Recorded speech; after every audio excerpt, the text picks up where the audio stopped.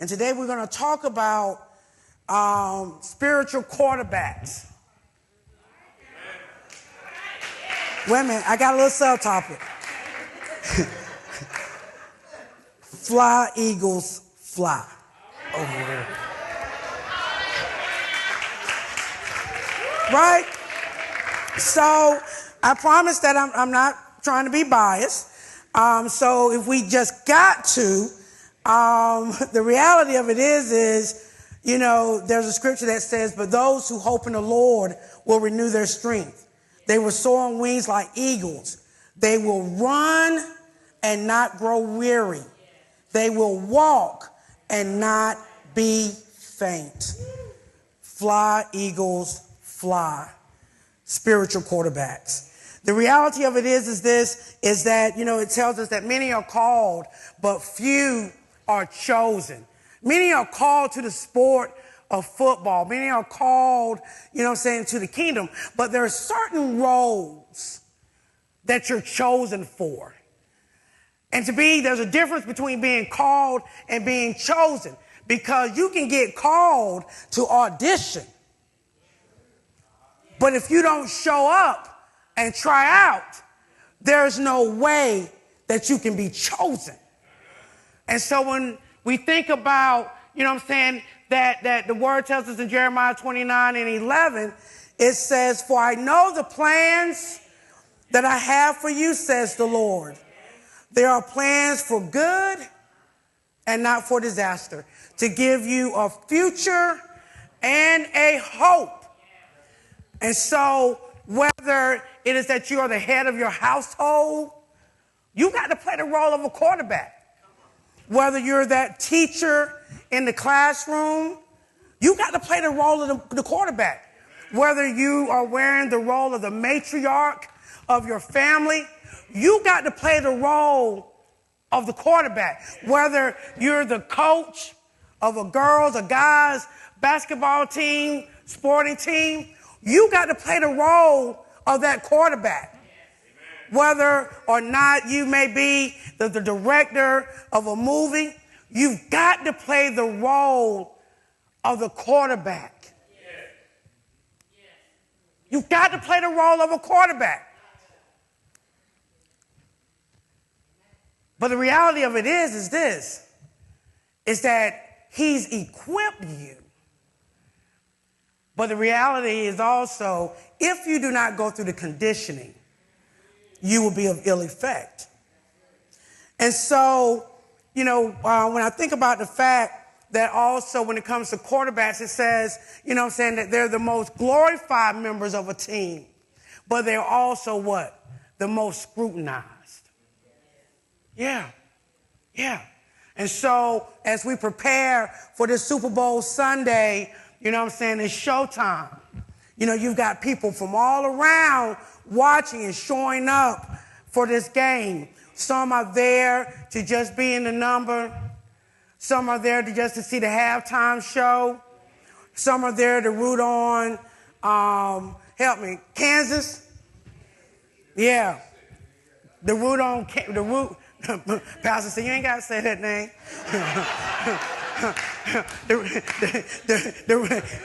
Do I detect a hater? But anyway,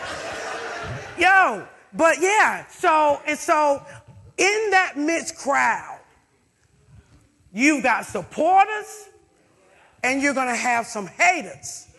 You're going to have those that are rooting for you to win and some that are wanting you to fail. Hebrews 12:1 says, therefore, since we are surrounded by such a great cloud of witnesses, let us throw off everything that hinders us and the sin so easily entangles us, and let us run with perseverance the race that is marked out for us.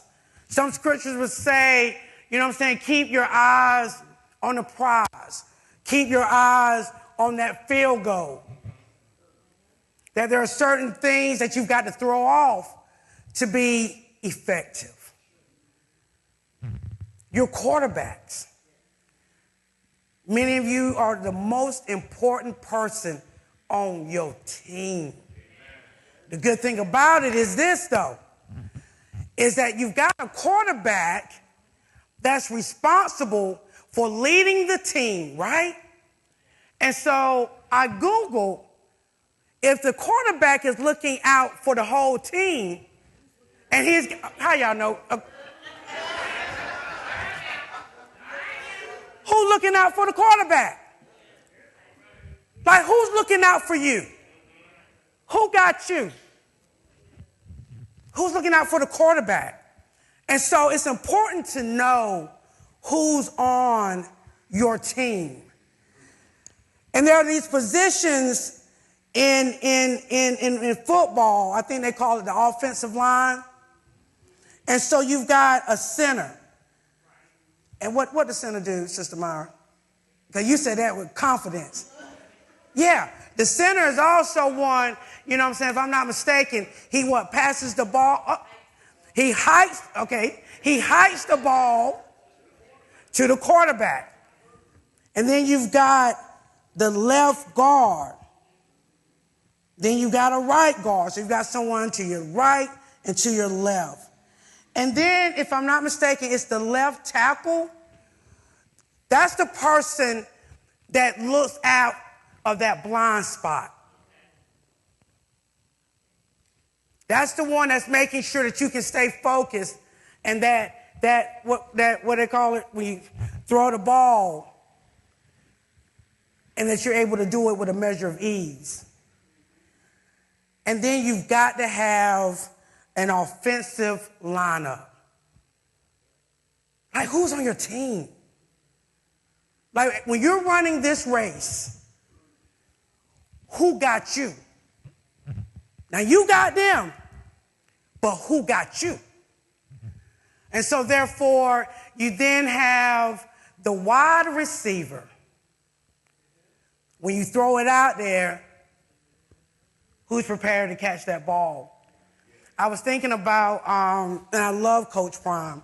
And like I said, I'm not a big sports person, but I believe in mentorship. I believe in the power and the role of parenting. I believe in the role of the elders. And when I think about Coach Prime, he gives me life. You know, he's the coach of Colorado. And when Coach Prime left wherever he was in the East and went to Colorado, a whole team went with him. Am I right, Stefan? But then there were two key players that went with him. His son, Shador, and Travis, who? Hunter. I called him Travis Scott, but anyway. So that's what I'm saying. You got to have people. Like, I got my headset on, you got yours on, you're talking in my ear. But they followed him there. And what's powerful about Coach Prime is he talks about one of the reasons why he goes so hard for them boys. Not only is it about what they do on the field, but it's about how they play in the game of life. And he challenges those who question him about, you know what I'm saying, how you gonna have some say-so on where these boys play. I think about Naomi and Ruth, of how when Naomi came out from amongst them and she left because Ruth trusted the God in Naomi, she followed. She followed. And in that, her territory was enlarged and she met her Boaz. In this journey, relationships are important. You think about Elijah. He had who? Elijah. You think about Joshua. He had who? Moses. Moses had who? Aaron and Hur. Even the prostitute Rahab had the spies. So for everyone that is on a journey, you're not meant to travel it alone. And so anyway, when Coach Prime, they was asking him, so will you let them play for some team? He's like, what if they decide to do their own thing? The first thing he said was, who? Who? Not mine. Not mine. The role of the quarterback is essential. And I want us to look at the story of Jonah.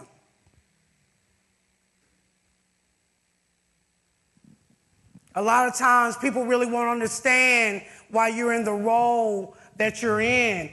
But, you know, the scripture tells us that those he predestined, he also called.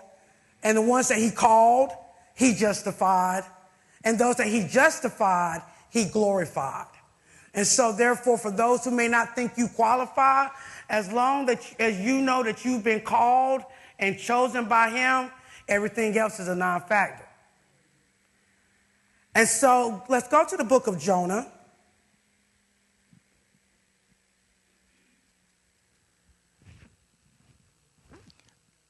Chapter 1. Yeah. This is from... Thank you. I had my headset on. The Lord gave this message to Jonah, son of Amittai. And put a pin right there. Growing up, the only thing that we ever heard was Jonah and the what? Jonah and the whale. That's it. That's it. That's all. Okay, keep going. Get up and go to the great city of Nineveh. Announce my judgment against it, because I have seen how wicked its people are. All right, listen. So it's almost the same thing as Abraham. When God told Abraham to come out amongst them. And when I likened it, there are a lot of things that God will call you and direct you to do. You know, it says, delight yourself in the Lord and he'll give you the desires of your heart, right? And I learned what that meant when you start doing things and you know good and well it ain't what you thought of doing because you had other plans. And so a lot of times if you get still enough and quiet enough and allow God to get you into the what? The huddle. Allow him to put you in the huddle so that he can give you the plan. So that he can pull out that playbook and give you the plan. And so I imagine that Jonah was in the huddle with God. Because Jonah's God's prophet, right? Yeah. And what does the prophet do? The prophet gets the message from God and he relays the message, whether it's a message of encouragement, exhortation, warning, clarity. He serves a vital role, right? So they're in this huddle. Keep going. But Jonah got up and went in the opposite direction. Wait a minute. Whoa. He did what? But Jonah got up and went in the opposite direction. But the field is that way. The assignment is for you to move back to Kinston. The assignment is for you to come to Lenoir County. The assignment is for you to leave DSS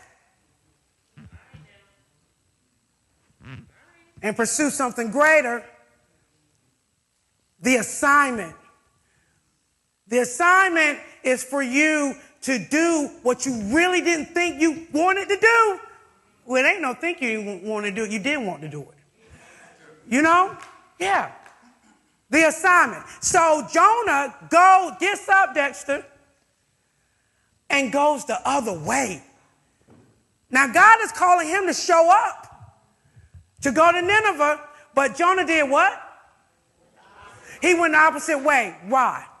Because he didn't have nothing for the people in Nineveh. The people in Nineveh he considered to be evil. The people in Nineveh he considered, you know what I'm saying, to be backbiters, to be robbers, haters, low vibrational. And you want me to go where? I had no plans to go to Nineveh. And you telling me to go to Nineveh? That place? I seen how they did the last prophet that went there. That part. You want me to go teach at Rochelle? Dixon. Coach. Coach. Yeah. I hired that one right there. Did this, Coach? Yeah. You want me to go teach what? You already, right? But then the reality of it is this, is that some have gone, no, everybody that teach at Rochelle, Sister Barbara, guess what? They went willingly. Because ain't nobody just said, right. Now that was a delight yourself in the Lord, and He gonna give you the desires of your heart. We didn't have no vacancies, but my God, baby, she was like, I want to go to Southeast. Like, that's what she wanted to be. And then it says, and I got about 10 minutes. And so then it says, read. He went down to the port of Joppa, where he found a ship leaving for Tarshish. Okay, I know what the game plan is. I was just in the huddle. I heard the instructions, but I don't want it. I don't want it. I don't want it. And so he got up and went the other way, running away from the assignment, running away from what he was called to do. Keep reading. He bought a ticket and went on board, hoping to escape from the Lord by sailing to Tarshish. That's what he thought. Keep going. But the Lord hurled a powerful wind over the sea, causing a violent storm that threatened to break the ship apart. So he made a move, right? And I thought about Gilligan's Island, right? So he got on the minnow.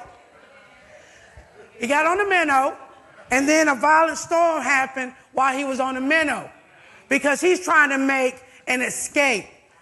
You know, how many times has it been where, you know, God has called you to do something, and in your mind you may say, well, I know He's telling me to move here. I'm going to move, but I'm going to go here because I think it's going to be a little easier. I think I might be able to get along with the people a little better. They don't have the reputation like they have. You thought. Keep going. Fearing for their lives, the desperate sailors shouted to their gods for help and threw the cargo overboard to lighten the ship. Okay, put a pin. So the ship that he went on, all of a sudden this storm is happening, okay? And they like, whoa, what is going on?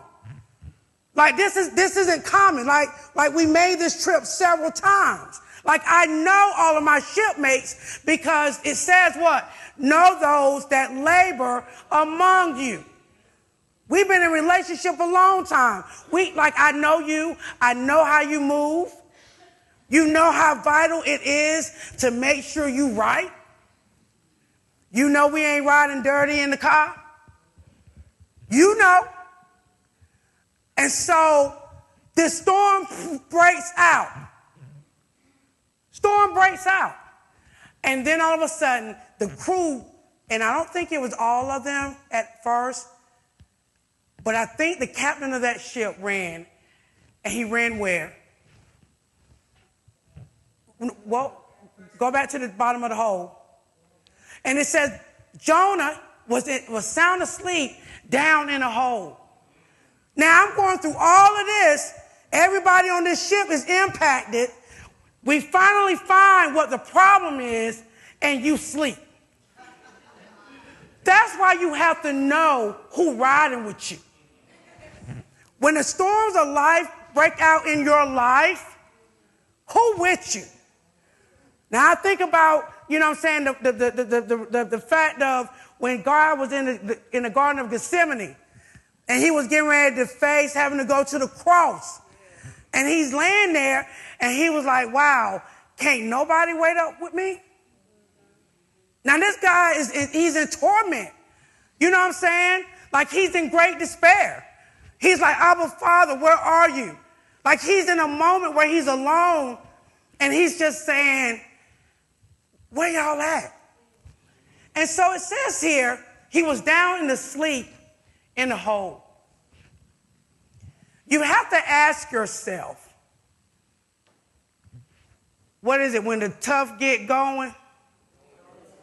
when the going gets tough, tough get going. You better have some of the tough.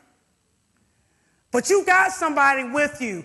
They know they are wreaking havoc in your life. Like you done let them onto the boat and they about to wreck ship.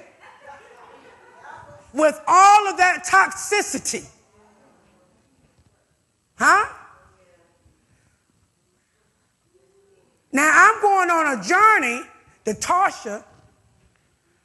I didn't invite you to go, but you here, and now my life is a wreck. Relationships going to do one or two things. It's going to either make you, it's going to break you. Relationships will either make you or break you. And so you got somebody riding with you, and all of a sudden, you stressed out. You're feeling moments of heartbreak, of loneliness, your mental health getting jacked up. Yeah. And see, what we see here is this. There are some relationships as adults that we what? Choose. But some of us are born into it, and you ain't had no what? Choice. Some of you are born into to families and adopted into relationships where the boat is about to sink because of the toxicity.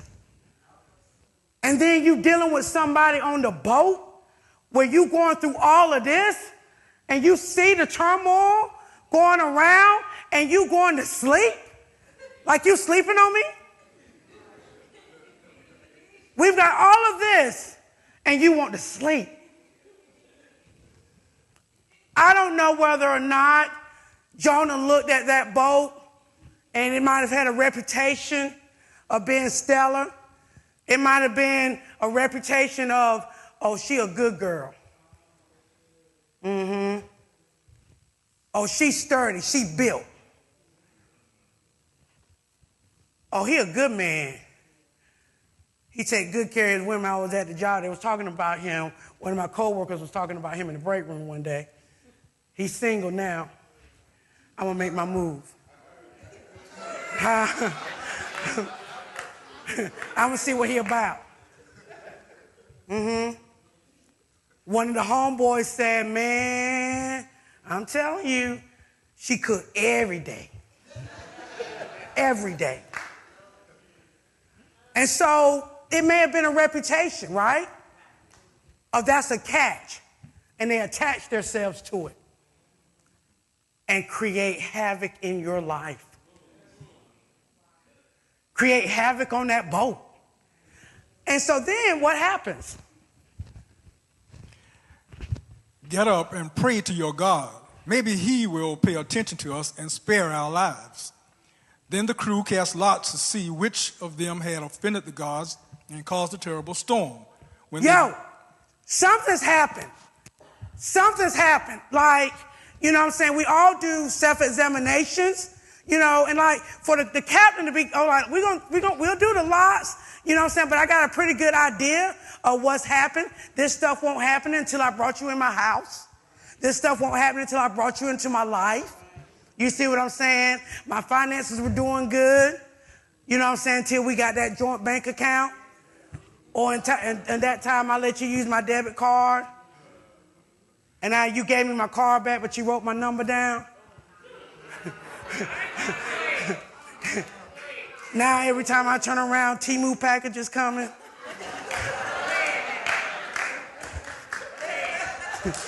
Who's addicted? It's me. I might got on some Temu. This is Temu. Right. And so all of this is happening, right? And so they pretty much knew because the captain of that ship, of that house, even though they had some stuff to go on in their own personal lives, they had done the work. They had done the work. They had already went on their healing journey.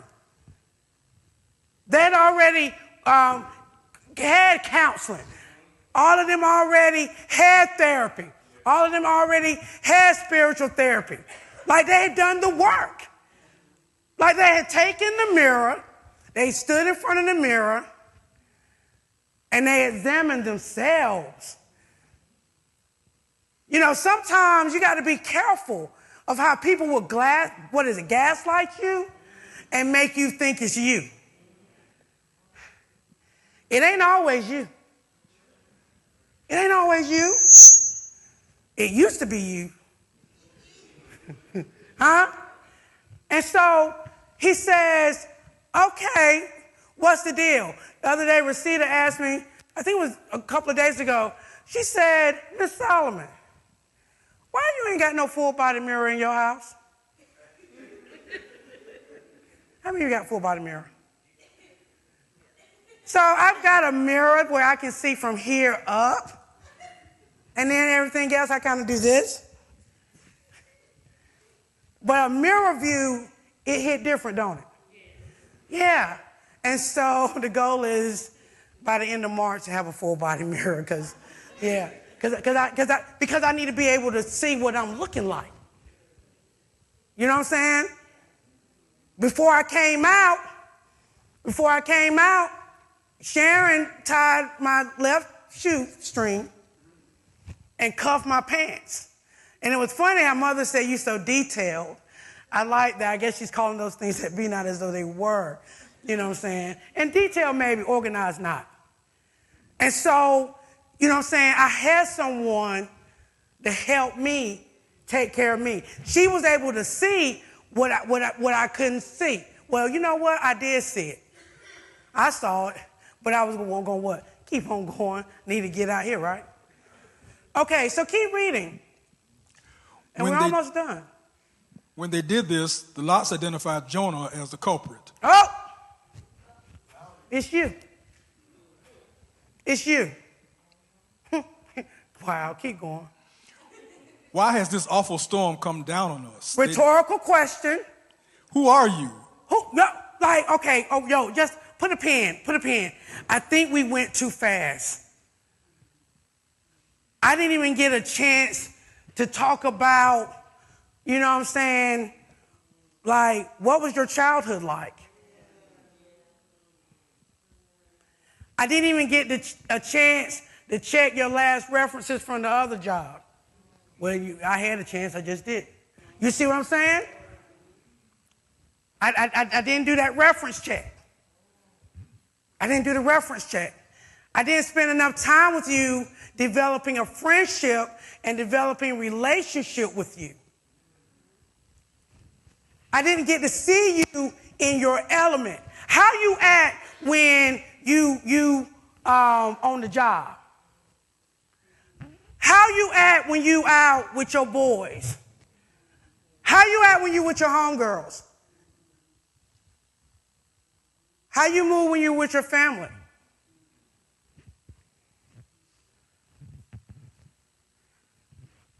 I didn't take enough time. How do you respond with heated conversation, heated fellowship? How do you respond with heated fellowship? How do you respond when you think you're going to talk to me any kind of way and I come back and say, this is what we're not going to do? Or when I defend myself, you don't want me to say nothing? Huh? I didn't take time. I didn't know. I didn't know. So then they get asking questions after the fact. What they ask? What is your line of work? Who are you? Where do you work at? Who are your people? Now where else have you lived? You know what I'm saying? Why did you, I didn't take the time to do the background check. I didn't ask no questions. I thought you was cute, you know. I like what you say when we at work. You always tell me I look nice. He said, you always tell me I smell good. Yeah, keep going. What country are you from? I really don't know nothing about you. Keep going. What is your nationality? Oh, man. Jonah answered, I am a Hebrew, and I worship the Lord, the God of heaven, who made the sea and the land. So the sailors were terrified, right? And so then they said what? The sailors were terrified when they heard this. Okay. They said what? The sailors were terrified when they heard this, for he had already told them he was running away from the Lord. So listen, he knew he had a lot with him. Someone say he had a lot of stuff with him. Someone say he had a lot of, some say ISH with him. You got a lot of baggage with you. You got a lot of baggage with you. And the reality of it is this, for those of us as we get older, everyone has a past, whether it was chosen or whether it was given or whether it was chosen for you, right? But understand this guy knew and he still chose to come into your life and wreak havoc and ain't dealing with the issue. Because remember, he ran. You cannot conquer what you're not willing to confront. You cannot conquer what you're not willing to confront. Everyone has a story. And guess what? It's okay. You know why? Because it's a part of the making and molding of us. But ignoring your story, there's something seriously wrong with that. Because it's not only affecting your life, but it's affecting those who are connected to you. It delays the progress that people are trying to make. Like people got purpose. People on missions. People got stuff to do. And you playing in my face? Like you knew. You knew you had all this going on. I didn't ask you to be perfect. I just needed to know that you were willing to work on you. That's all I knew. That's all I needed. That's all I needed. But what's awesome about it though? Jonah owned it. He didn't deflect. He didn't say, well, if you had remembered, you know what I'm saying, I tried to tell you, but you won't listen. You kept fussing. You were yelling. Well, I mean, you ain't perfect either. Well, you did this. I respect Jonah because he owned it. After the fact, but he owned it. Do you know how much respect you can give to a person when they just simply own the offense? When they simply own, yes, I did. I played in your face. I did that, yes. I was wrong. And I imagine with this confession, go next, because we almost finished. What time is it? No, what time is it? Okay. Read. Oh, why did you do it? They groaned. Yo, why'd you do this? And since the storm was getting worse all the time. Because not only did I have to go through it, but you took my kids through it too.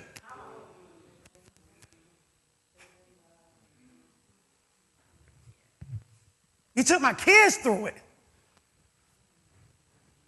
Yeah, we were doing good, you know. Now, your unhealed traumas have now become their traumas. And what'd you say, mine too, right? Yeah. That's why Frederick Douglass says it's more powerful to be able to build up strong boys and girls than to have to go back and heal wounded men and women. You have to love people enough and love yourself enough to heal from your wounds. And the first thing that happens It's being able to look in the mirror and say, I need to work on me. Michael, if ain't nobody else said it, Michael Jackson said it best. Homework assignment. Listen to Man in the Mirror on your way home. And he said what? He said, all right, elder. He said, you know what? I did it. Just throw me in the sea. Just throw me in the sea. If you put me out, if you leave me alone, everything is going to get better. Just now, sometimes that's false humility, right? They don't really mean it. And they hoping that you don't call them on it. But it says what? Throw me into the sea, Jonah said. Just like he said it. Just like that. Say it again. Throw me into the sea, Jonah said, and it will become calm again. I know that this terrible storm is all my fault. Wow. And the reality of it is this. Even after he leaves, you still got what? Collateral damage. You still got collateral damage. Now, he ain't say, I'll stay. Let me call God and tell him where I'm at so he can come get me. He still ain't owning that. He still ain't going back to confront and get himself together. He's saying, I'll just leave, and I'm going to leave you here to deal with all the wounds, all the hurt, all the collateral damage, and I'm gone. Just like that. He or she gone. Just like that. Okay? Instead, the sails rowed even harder. Put a pin. So I imagine that he said this, and I'm getting ready to go. I imagine that he said this, that he said, I'm sorry. I'm sorry. I'm sorry. And because they were so impressed, because we ain't used to people owning their stuff. We ain't used to people owning their stuff. And when people do, it builds a sense of security. It casts a measure of hope that things are going to get better, that they care, that they really want this to work. And so what do? You ain't got to go. You can what? You can stay. I know every time I get around that group of friends, my anxiety starts acting up. Because all they want to do is talk about people and, all that, like, just, ooh, like that's it. And so you'll say, they ain't got nobody what? Else. I'm all they what? I'm all they got. But you ain't willing to do the work to stay. He done told you, she done said, I'll get my things, I'll go. And here he go, baby, don't go. Because she cooked 3 meals a what? Day. Huh. She irons all your... But she always got something negative to say. Every time you get into an argument, she want to start doing what? Laying hands. Every time something happens, he's always talking about, you think you perfect. You think you so smart. You ain't never wrong. Go. But the stormy sea was too violent for them, and they couldn't make it. You can stay. Go ahead.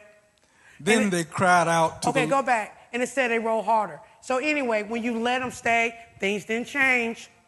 That toxic friendship, that toxic relationship, that toxic job, it didn't get better. It didn't get better. When they said, I'm gone, you should have let them go and be gone. But because we feel like we can fix people, because we feel like no one's going to take care of them the way I will. But if you're doing all the investing and they're not investing in themselves, you're going to keep rolling harder and that storm will not pass. And so it said, "Ooh, I got to work a little harder now." You know why you got to work a little harder? Because you accepted the fact that they're not willing to do the work. How many of you have ever dealt with someone and when you sat back and you realized that they've never told me, "I'm sorry"?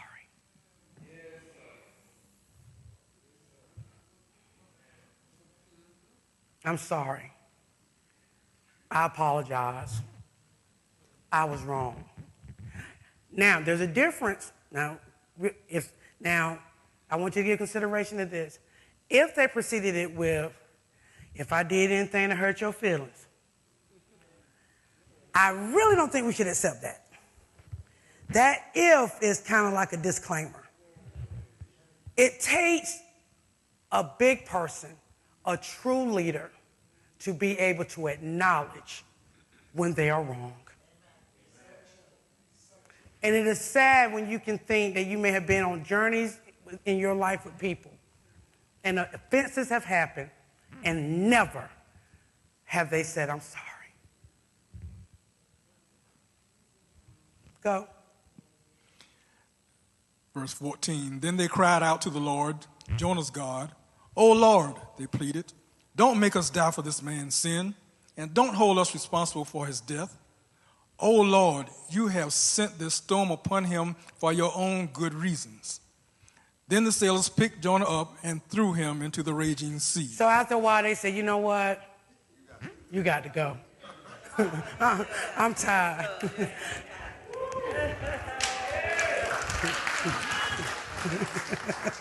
You got to go. And you got to go, right? Look, what they say, God is long-suffering, but he ain't forever suffering. And when someone is not giving you anything to work with for the preservation of you and your family, if they're not willing to have the bold and courageous conversation that the captain of that ship had with Jonah and said, "Yo, what's up with you?" And to be honest about it, because they could have kept hiding what's his name? They could have kept hiding Jonah out. That's the worst thing that has happened. That toxicity and generational trauma continues in families because no one is willing to say, "You're wrong. You're wrong."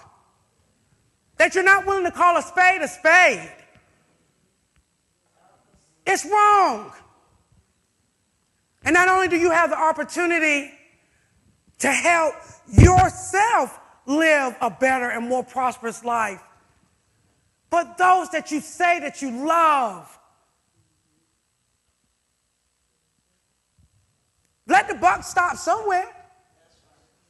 You cannot keep hiding for people. You can't conquer what you're not willing to confront. And the reality of it is this. Why are you hiding? Why are you covering? The worst thing in the world is to be engaged in inauthentic relationships. And when you know it ain't even real, when ain't even nobody there but y'all.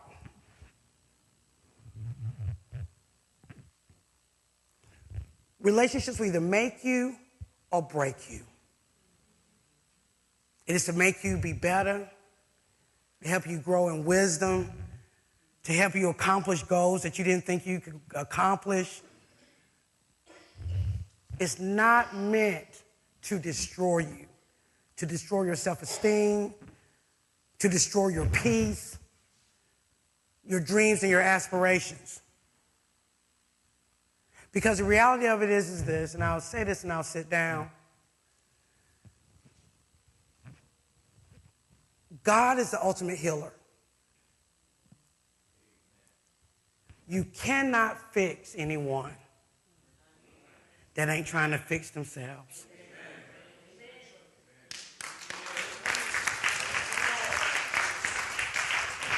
And so y'all all know the story of Jonah and the whale. They threw him off. As soon as they threw him off the boat, he got swallowed up by a what?